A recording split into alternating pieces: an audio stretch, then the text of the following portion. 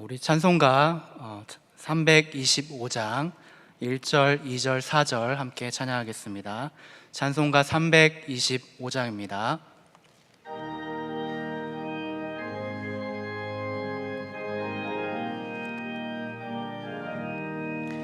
예수가 함께 계시니 시험이 오나 겁없네. 기쁨의 근원 되시는 예수를 위해 삽시다. 날마다 주를 섬기며 언제나 주를 기리고 그 사랑 안에 살면서 딴 길로 가지 맙시다. 이 세상 사는 동안에 주 이름 전파하면서 무한한 복락 주시는 예수를 위해 삽시다. 날마다 주를 섬기며 언제나 주를 기리고 그 사랑 안에 살면서 딴 길로 가지 맙시. 4절입니다. 주께서 심판하실 때 잘했다 칭찬하리니 이러한 상급 받도록 예수를 위해 삽시다. 날마다 주를 섬기며 언제나 주를 기리고 그 사랑 안에 살면서 딴 길로 가지 맙시다. 기도하겠습니다. 참 좋으신 하나님 아버지, 감사합니다. 오늘도 귀한 날 허락해 주시고 또 이렇게 주님의 전에 함께 모여 또 영상 예배로 함께 예배드리는 저희들 주님 하나님 앞에 감사와 영광을 올려드립니다. 오늘도 귀한 예배 가운데 영광 받으실 하나님을 저희들 깊이 찬양하며 높일 수 있는 귀한 시간이 될 수 있도록 도와주시옵소서. 그러나 저희들 한 주간의 삶을 뒤돌아볼 때 너무나도 부족하고 연약하여서 하나님 앞에 지은 죄들이 너무나도 많사오니 주님 저희들의 죄를 주님 용서하여 주시옵시고 하나님의 인도하심 가운데 더욱더 진리의 빛으로 나아갈 수 있도록 주님 역사해 주시옵소서. 특별히 주님 수요 예배로 함께 말씀을 나누게 하심을 감사합니다. 그 말씀 가운데 하나님의 뜻을 저희들 배울 수 있도록 도와주시옵시고 그 말씀 속에서 저희들 살아갈 때마다 힘을 얻을 수 있는 귀중한 시간이 될 수 있도록 주님 역사해 주시옵소서. 삶 속에서 어려운 일들로 인하여서 고민하고 또 힘들어하는 우리 성도님들이 있습니다. 주님께서 위로하여 주시옵시고 함께하여 주시옵소서. 감사를 드리오며 예수님의 이름으로 기도드립니다. 아멘.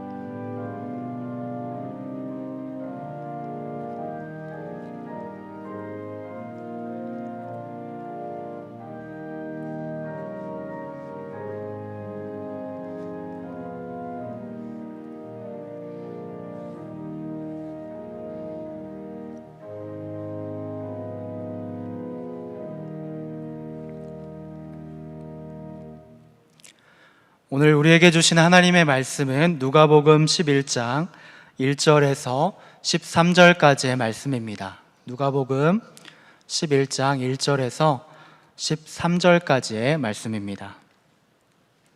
우리 함께 읽기는 9절에서 13절까지 함께 우리 읽도록 하겠습니다. 9절입니다. 내가 또 너희에게 이르노니 구하라 그러면 너희에게 주실 것이요 찾으라 그러면 찾아낼 것이요 문을 두드리라 그러면 너희에게 열릴 것이니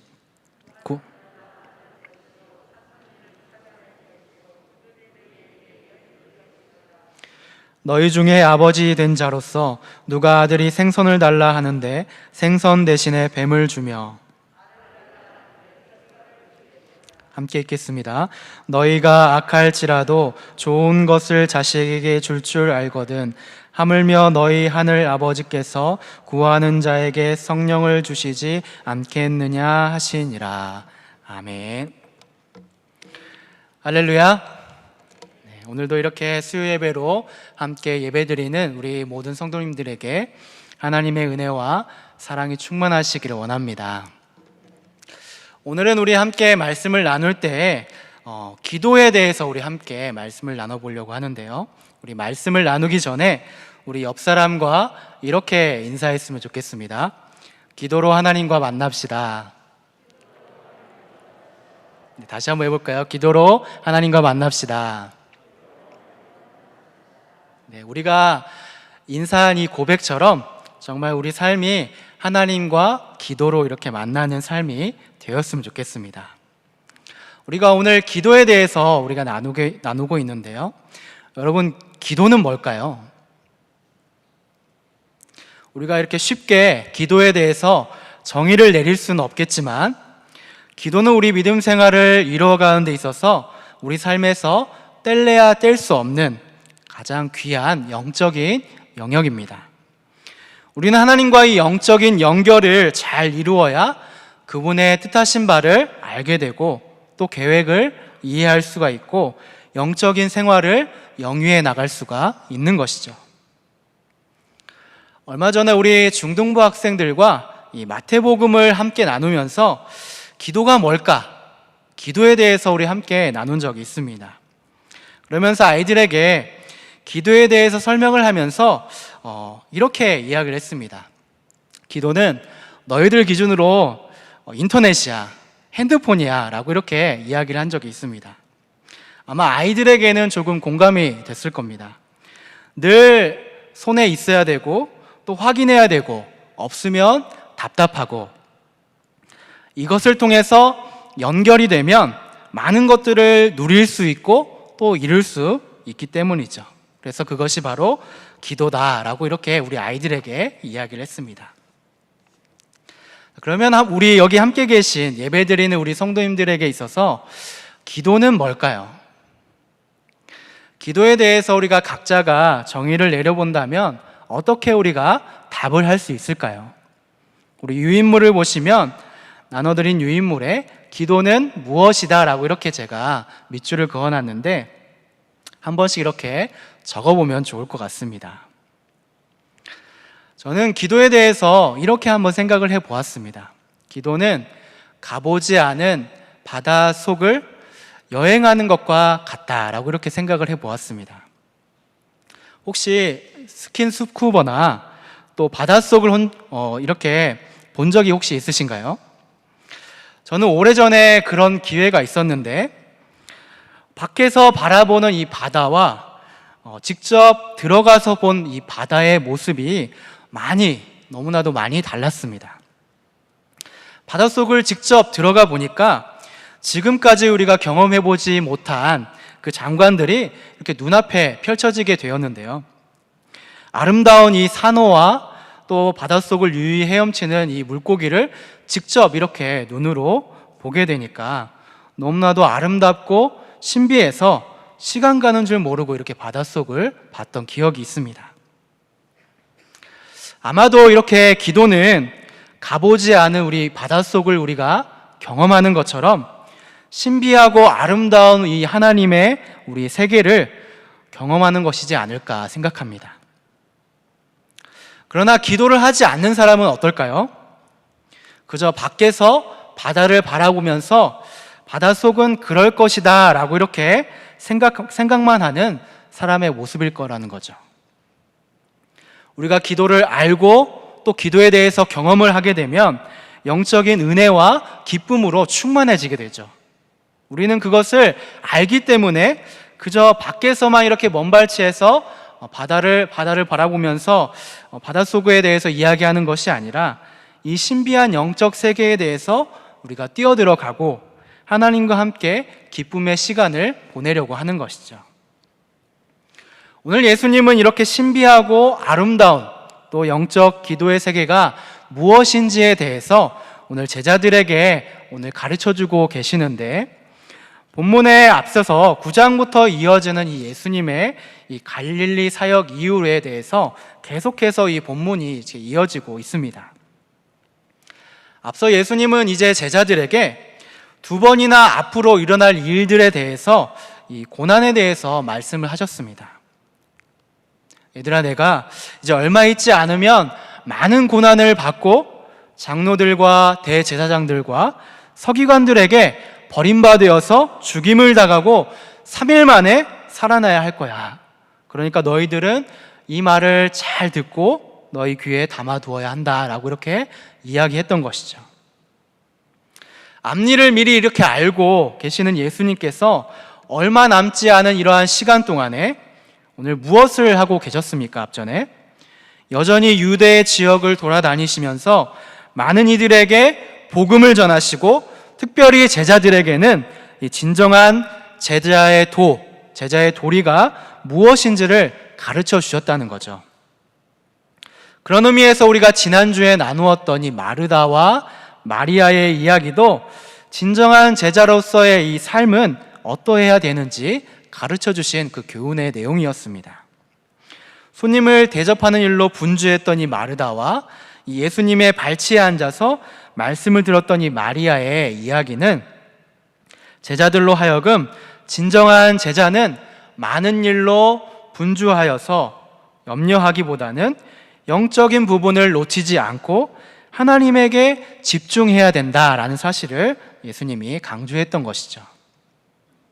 그래서 오늘도 예수님은 제자들에게 진정한 제자의 삶으로서 기도의 내용에 대해서 오늘 가르쳐주고 있는 것이죠.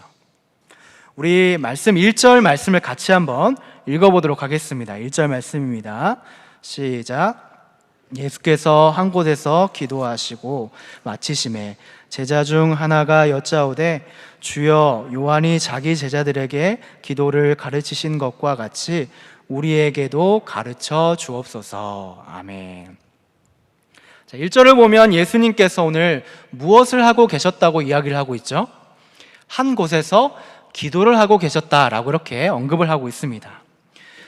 복음서를 기록한 이 누가는 종종 예수님이 혼자 이렇게 기도를 하시거나 기도에 대해서 가르쳤다라고 이렇게 언급을 자주 하고 있는데, 3장에서 세례를 받으실 때, 또 5장에서 나병 환자를 고치시고 나서도 한적한 곳에 가셔서 기도하셨다라고 이렇게 기록하고 있습니다.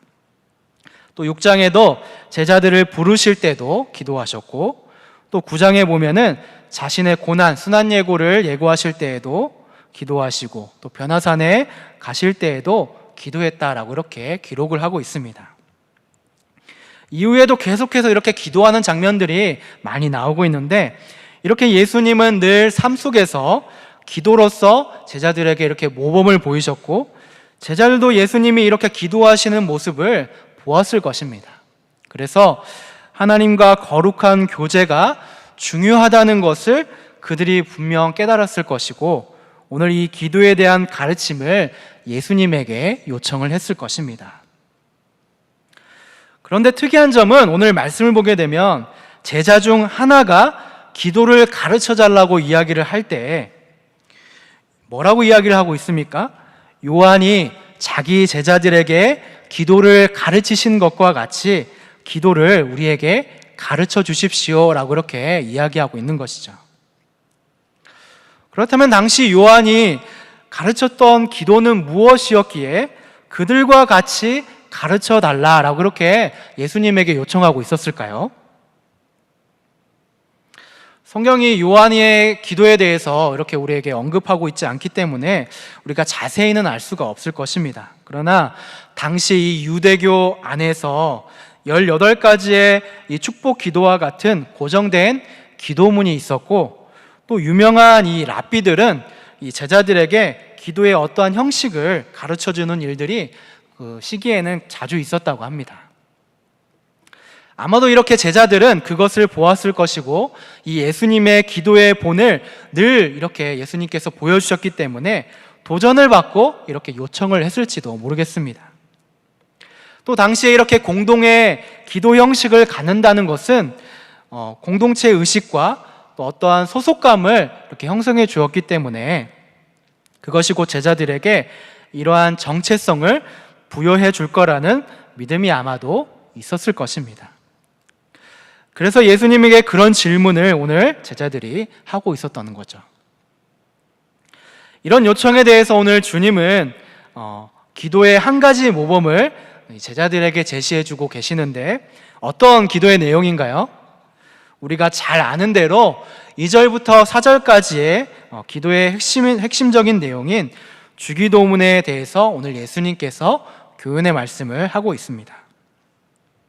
그래서 주기도문의 전반부 내용은 우리가 하나님께 찬양과 그분의 통치를 구하는 내용을 이렇게 담고 있고, 후반부의 내용은 이제 우리의 실제적인 필요를 구하는 내용을 이렇게 주기도문에 담고 있는데, 우리는 이 내용을 통해서 기도의 모범을 우리가 배울 수가 있는 거죠.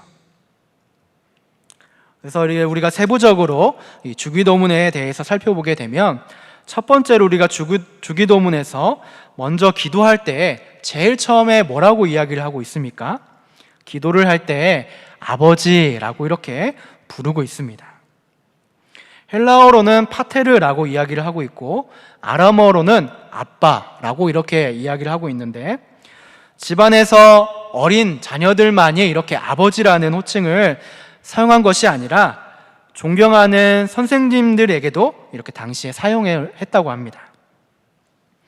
그렇지만 당시 유대인들은 이 하나님을 아버지라고 이렇게 부르지는 않았다고 해요.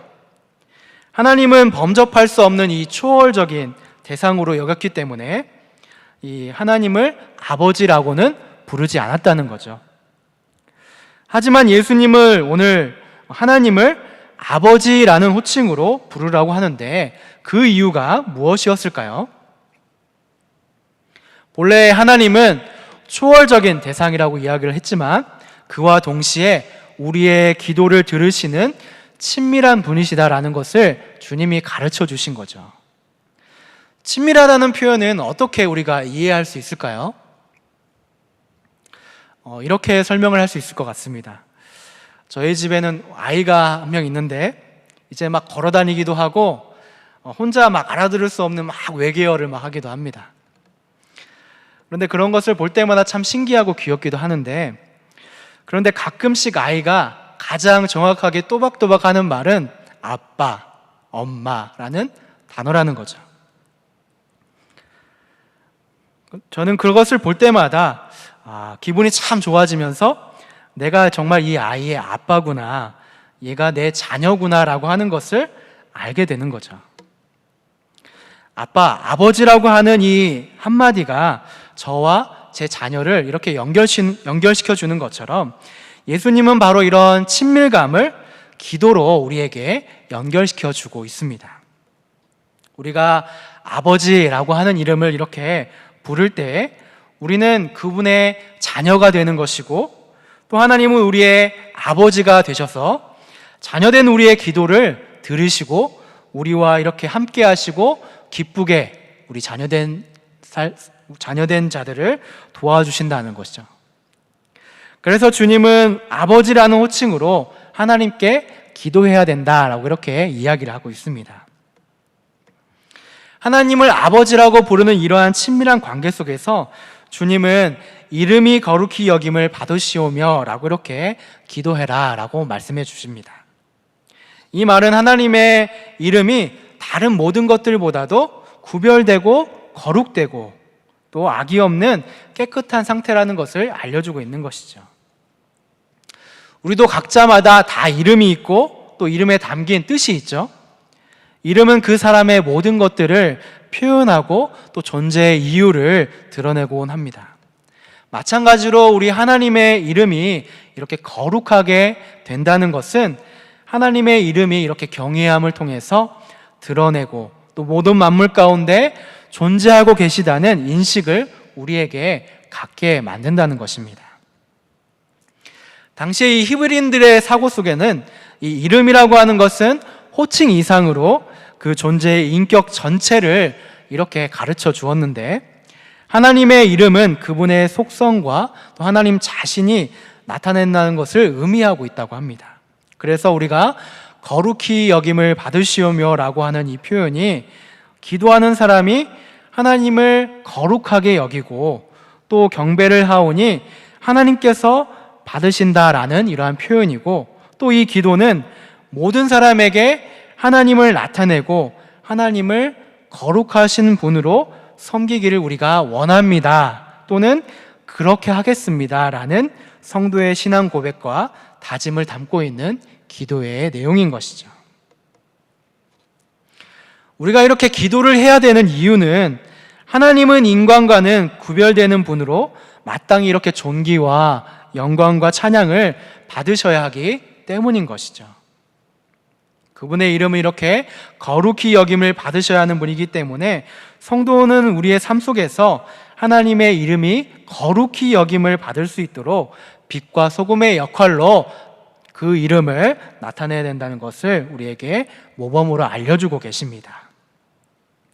또 나라가 임하시오며 라고 하는 이러한 기도는 하나님이 약속하신 통치가 온전히 우리 가운데 실현되어지고 완성되어진다는 것을 소망하는 기도의 내용입니다. 하나님의 나라가 임한다는 것은 뭘까요?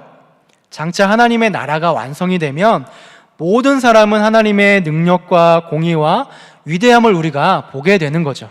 그런데 아직은 우리가 사는 이 땅이 하나님의 나라처럼 진정한 공의와 평화가 이루어지지 않고 있기 때문에 이 거짓과 또 때로는 유혹이 많은 이 세상 속에서 하나님의 나라가 임하시도록 우리는 기도를 해야 된다라고 알려주고 있습니다. 그래서 하나님의 공의가 온전히 실현되기를 기대하는 기도가 바로 이렇게 나라가 임하시옵소서라고 하는 기도의 내용입니다. 이렇게 여기까지 주기도문의 전반부의 내용을 우리가 살펴보았는데, 이제 3절 이후부터는 주기도문의 후반부에 실제적인 필요를 구하는 기도에 대해서 교훈을 해주고 있습니다. 3절을 보게 되면 우리에게 날마다 일용할 양식을 주시옵고 라고 기도해야 된다라고 알려주고 계시죠. 여기에서 말하는 일용할 양식은 얼만큼일까요? 이것은 우리가 매일매일 사용하기에 필요한 양식 혹은 우리의 생명을 유지하기 위한 최소한의 공급을 우리가 이야기할 수가 있겠는데, 바울은 고린도후서 11장에서 자신이 수고하고 애쓰고 여러 번 못 자고 줄이고 목마르고 굶고 춥고 헐벗었다고 이렇게 고백을 하고 있습니다. 마치 이런 궁핍한 환경 속에서 직면한 사람들에게 이 기도는 어떤가요? 아주 기쁨일 것이고 감사의 내용일 것입니다. 그런데 경제적으로 풍성한 사람들에게 이 기도는 어떻게 들릴까요? 오늘과 내일을 살아갈 딱 그만큼만 주신다면 아마 불만족을 갖게 될 것입니다. 그러나 이 기도는 그러한 관점이 아니라는 것이죠. 이 기도는 바로 하나님께서 이스라엘 백성들에게 날마다 이렇게 만나를 선물로 공급해 주셨듯이 무엇을 먹고 또 무엇을 마실지 걱정을 하지 않도록, 염려하지 않도록 이렇게 자유롭게 자유함을 갖게 해달라는 기도의 내용인 것입니다. 그래서 우리의 필요와 또한 공급이 또 우리가 의지하는 존재가 하나님이 되어야 되고, 또 매일의 양식을 우리가 하나님께 공급을 받듯이 하나님과의 교제가 이루어져야 한다는 것을 우리 예수님께서 알려주고 있는 것이죠. 또 주님은 우리가 죄 지은 모든 사람을 용서한 것처럼 우리의 죄도 사해달라라고 그렇게 기도하라고 합니다.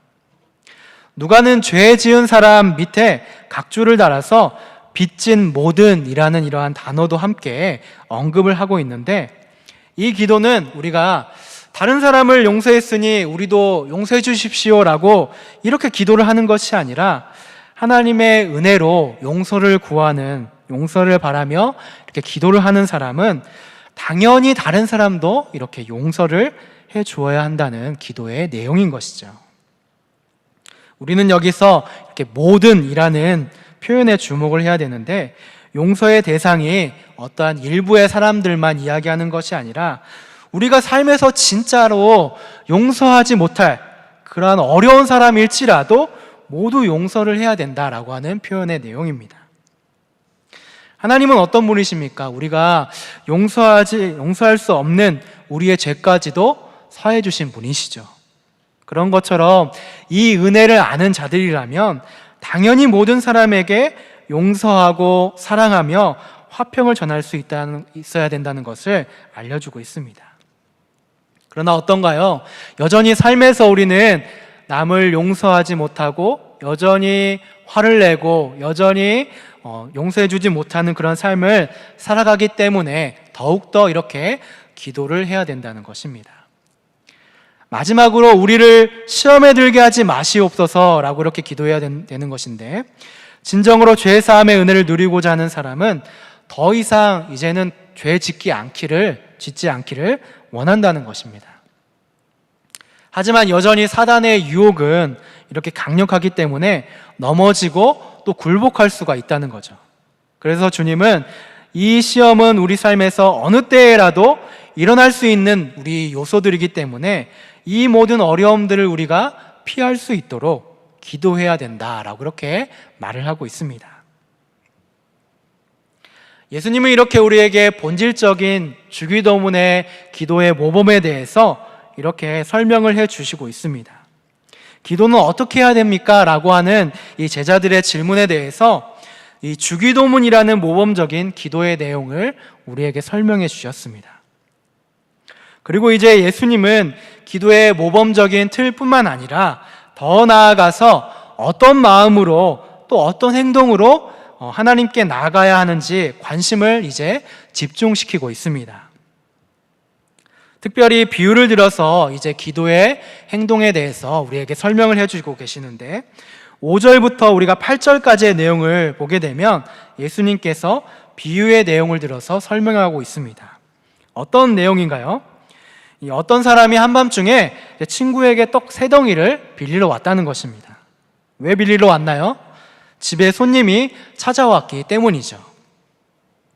이 손님은 여행을 하다가 이제 친구 집에 이렇게 찾아온 것인데, 아마도 이 팔레스타인이 높은 기온이었기 때문에 여행을 하기가 어려웠을 것입니다. 그래서 주로 이렇게 밤에 아마 여행을 하다가 늦게 도착했을 것이고, 또 여행을 했던 터라서 몸이 지쳤으므로 이렇게 친구 집을 방문하여서 이제 숙식을 좀 해결하려고 했던 것 같습니다.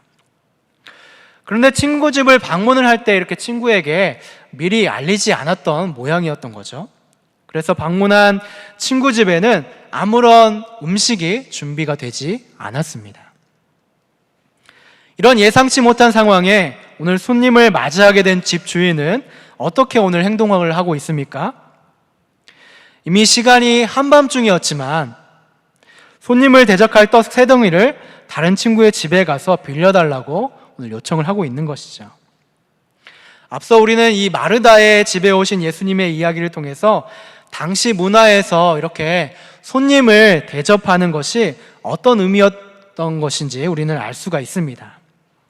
자신의 집에 이렇게 손님이 온다는 것은 주인의 어떤 도리이자 당연히 해야 하는 이런 의무와 책임이 있었던 것이죠. 더군다나 이렇게 가까운 지인이라면 주인으로서는 더욱 이렇게 대접하는 일에 소홀함이 없어야 했다는 것입니다. 그러나 당시는 이렇게 한밤중이고 지금과 같이 밤늦게 문을 여는 어떤 슈퍼도 없고 또 마트도 없었기 때문에 집주인은 자신에게 온 이렇게 손님에게 대접하는 일을 소홀히 할 수밖에 없었습니다. 그래서 한밤중이었지만 다른 친구에게 가서 이렇게 오늘 떡 3덩이를 빌리고 있는 것이죠. 어떻게든 이렇게 손님을 대접하려고 애쓰는 이 주인의 마음을 우리가 볼 수가 있습니다.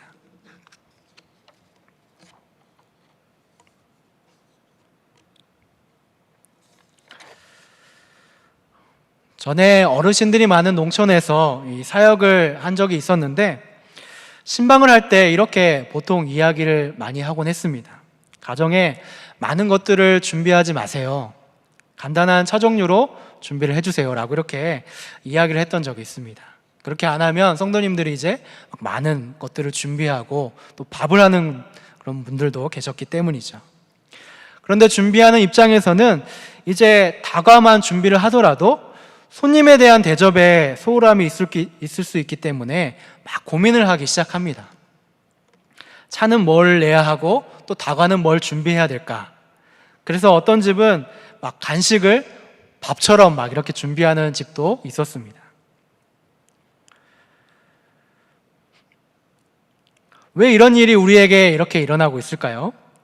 적게 준비하라고 이야기를 해도 우리의 집에 손님이 온다고 하면 소홀히 할 수 없는 게 우리 주인으로서 예의이고 체면이기 때문인 것이죠. 본문처럼 이런 일이 우리 시대에도 일어났다고 하면 어떨까요? 쉬운 일은 아니라는 것이죠. 반대로 우리가 밥 빌려주는 입장에서 생각해 볼 때 한밤중에 갑자기 또 친구가 이렇게 우리의 집 초인종을 누르면서 음식을 달라고 요청을 하면 어떨까요? 빌려주는 입장에서도 또 부담이 될 수밖에 없다는 거죠. 본문 7절 말씀에도 보게 되면 이야기를 하듯이 보통의 사람이라면 한밤중이기 때문에 문이 닫혔고 또 가족들이 자고 있어서 줄 수 없다라고 이렇게 이야기를 할 거라고 이야기합니다. 그런데도 떡을 빌려 온 이 친구가 포기하지 않고 이렇게 계속 간청을 하게 되면 어떻게 된다고 오늘 이야기하고 있습니까? 그 간청을 함으로 인하여서 결국 요구했던 그러한 것을 응답받게 된다라고 이야기를 하고 있습니다. 오늘 예수님께서 이 비유를 제자들에게 하시는 이유가 무엇이었을까요? 이 비유의 핵심은 결국에는 기도의 간청함에 있습니다. 여기서 간청한다는 이러한 표현은 원어에서는 이 부끄러움이나 또 염치불구하고 간곡하게 구하는 자세를 이야기하고 있습니다. 또 영어 성경에서는 이 표현을 끈덕지게 계속해서 라고 하는 요청을 하는 표현이라고 이렇게 이야기를 하고 있는 것이죠. 집주인은 여행 중 자기를 찾아온 이러한 친구를 위해서 한밤중인데도 얼마나 이러한 부끄러움, 염치로 불구하고 끈질기게 이렇게 다른 친구에게 요청을 하고 있습니까? 예수님은 우리가 기도를 바로 그렇게 해야 된다라고 이야기를 하고 있는 것이죠. 예수님께서 말씀하시는 기도란 무엇일까요? 기도는 끈질기게 간청하는 마음으로 하나님께 해야 되는 것입니다. 그러나 우리 하나님은 떡을 겨우 주었던 이러한 다른 친구와는 달리 너그럽게 우리에게 이렇게 주실 거라는 것을 알려주고 있습니다. 기도라고 하는 것은 우리에게 필요한 것을 주실 우리 하나님을 우리가 신뢰를 하고 간청하는 마음으로 계속적으로 기도해야 되는 것입니다. 그리고 이러한 간청은 더 나아가서 9절 말씀을 보게 되면 구하고 찾고 문을 두드리는 기도로 나아가야 된다라고 이렇게 이야기하고 있습니다. 원어에서는 이 세 단어 모두 현재 명령형 또 능동태로 표현을 하고 있는데 이 표현도 역시 기도할 때 끊임없이 계속적으로 구하고 찾고 문을 두드려야 한다는 것을 강조하고 있는 표현입니다. 그러나 우리가 한 가지 생각해야 되는 것은 우리가 기도하며 구하는 모든 것이 마치 이렇게 요술방망이처럼 뭐든지 우리에게 다 주어진다는 것은 아니라는 것이죠. 우리가 기도를 할 때 먼저 하나님께서 원하시는 그 뜻과 섭리 가운데 우리가 그렇게 간청을 하게 될 때 그것을 바로 하나님께서 은혜로 베풀어 주신다는 사실입니다. 하나님은 우리의 기도를 듣고 응답해 주실 모든 준비를 우리에게 하고 계시지만 우리는 그 뜻이 무엇인지를 먼저 살피고 진지하게 바라보면서 간청하는 자세로 구하고 찾고 문을 두드리면서 간구해야 될 것입니다. 그렇게 되면 10절 말씀에서도 기록하고 있듯이 구하는 이마다 받게 되고 찾는 이는 찾아내고 두드리는 이에게 열리게 된다라고 이야기를 하고 있습니다.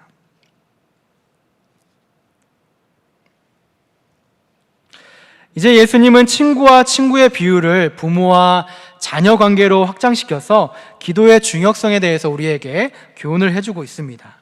11절 이하를 보게 되면 자녀가 아버지에게서 생선이나 알을 달라고 요청을 할 때, 당시 이렇게 요청을 할 때 아버지가 자녀에게 생선 대신 위험한 이러한 뱀을 주거나 알 대신 정갈을 줄 수 있겠느냐라고 이렇게 예수님이 이야기를 하고 있는 것이죠.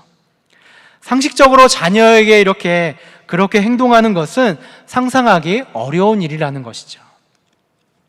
부모는 자녀를 사랑하기 때문에 필요한 것을 알고 더 좋은 것들을 주려고 한다는 것입니다.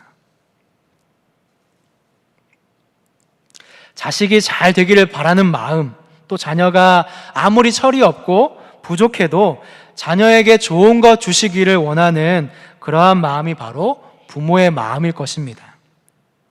예수님은 바로 이렇게 부모의 비유를 통해서 부모님의 마음도 이와 같을진데 그보다 더 깊은 하나님의 사랑은 어떠하겠느냐라고 이렇게 반문을 하고 있는 것이죠.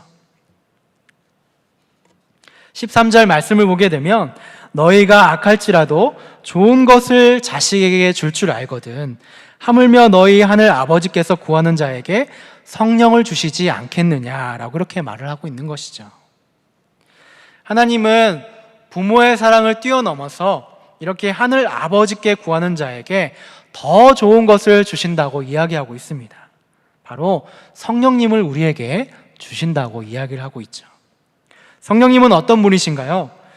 성령님은 믿는 자들에게 이러한 참된 삶의 문제를 해결해 주실 뿐만 아니라 영원한 생명과 또 영적 생활에 가장 좋은 인도자가 되시는 분이시죠. 그래서 이런 좋은 선물을 주시는 분이 우리 하나님이시기에 우리는 주님의 말씀처럼 기도해야 된다라고 그렇게 말씀을 하고 있습니다. 우리 사랑하는 성도 여러분, 하나님은 우리의 필요를 아시는 분이십니다. 우리의 아버지가 되시고 항상 좋은 것 주기를 원하시는 분이라는 거죠. 우리는 그렇게 이루어질 것을 항상 믿고 또 간절히 간청하는 간구의 기도를 해야 될 줄로 믿습니다. 그러면 구하는 이에게 주시고 또 찾는 이에게 찾아내게 하시고 두드리는 이에게 열리게 하신다는 사실입니다.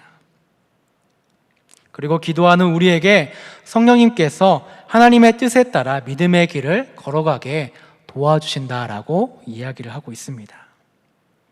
우리는 오늘 기도할 때 주님께서 가르쳐 주신 이 주기도문의 모범적인 기도의 내용을 우리가 잊지 말고 또 그 내용들을 그냥 아무 의미 없이 또 주문을 외우듯이 하지 않고 아버지의 이름이 거룩히 여김을 받기 위해서 기도하는 그러한 기도, 또 주기도문의 여러 가지의 기도의 내용들을 우리가 살피면서 기도할 수 있는 우리의 삶이 되었으면 좋겠습니다.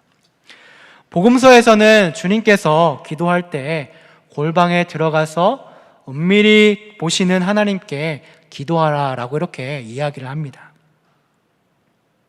혹시 삶의 문제로 어려움을 겪었거나 또 여전히 기도하지 못하는 우리의 하루가 반복되고 있다면 우리가 기도의 시간을 정해놓고 간절히 간청하는 마음으로 이렇게 하나님께 기도의 끈을 놓아서는 안 될 것 같습니다. 끈질기게 하나님의 뜻을 알도록 기도하고 간청하는 우리의 모습이 될 수 있었으면 좋겠습니다. 우리 사랑하는 성도 여러분, 기도는 바로 하나님께서 우리에게 주신 최고의 선물입니다. 하나님께서 기도하는 우리에게 각종 좋은 은사와 선물들을 주시기를 원하고 기다리고 있습니다. 그런데 우리는 기도하지 못하기 때문에 하나님과 연결되지 못하고 또 그 귀한 선물들을 우리가 보지 못하고 듣지 못하고 얻지 못하고 있지는 않는지 우리의 모습을 살펴볼 때입니다. 말씀을 맺겠습니다. 우리의 일상에서 순간순간 하나님과 대화하는 기도의 시간을 우리가 시작해 본다면 아마도 우리는 미처 가보지 못했던 이러한 깊은 영적인 세계를 우리가 보게 될 것이고 또 만나게 될 것이고 경험하게 될 줄로 믿습니다. 이번 한 주도 우리의 마음과 생각이 하나님께 집중이 되어서 정말 기도로 하나님께 간구하고 또 경험되어질 수 있는 그러한 기도의 삶, 기도로 하나님과 만나는 우리 귀한 내일의 성도님들이 되시기를 주님의 이름으로 축복하고 기도합니다. 우리 찬송가 364장 함께 부르시면서 준비하신 헌금하도록 하겠습니다. 1절과 2절과 4절 함께 부르시겠습니다.